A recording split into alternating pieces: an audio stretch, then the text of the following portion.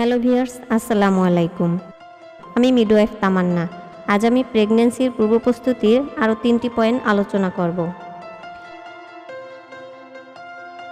5. Caffeine.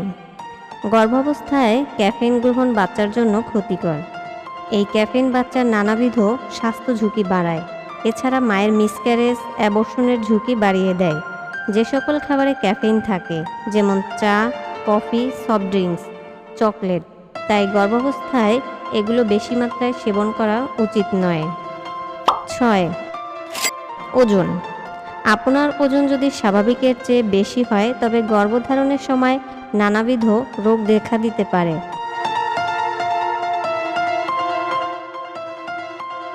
যেমন diabetes, high blood pressure, eclampsia ইত্যাদি।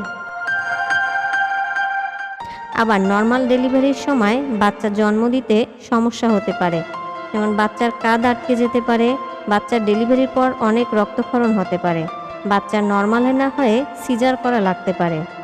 আবার ওজন যদি স্বাভাবিকের চেয়ে কম হয় তখনও বিভিন্ন সমস্যা হতে পারে, যেমন বাচ্চা প্রিমেচিউর হতে পারে, অর্থাৎ ডেলিভারির সময়ের অনেক আগেই বাচ্চা প্রসব হতে পারে। বাচ্চার ওজন কম হতে পারে, তাই গর্ভধারণের আগে স্বাভাবিক ওজন থাকা ভালো। 7. স্বাস্থ্যকর খাবার। শরীর ঠিক রাখতে স্বাস্থ্যকর খাবার গ্রহণ জরুরি, আর গর্ভধারণের আগে থেকেই স্বাস্থ্যকর খাবার খাওয়া প্রয়োজন, যেমন সবুজ শাকসবজি, ফলমূল, মাছ, মাংস।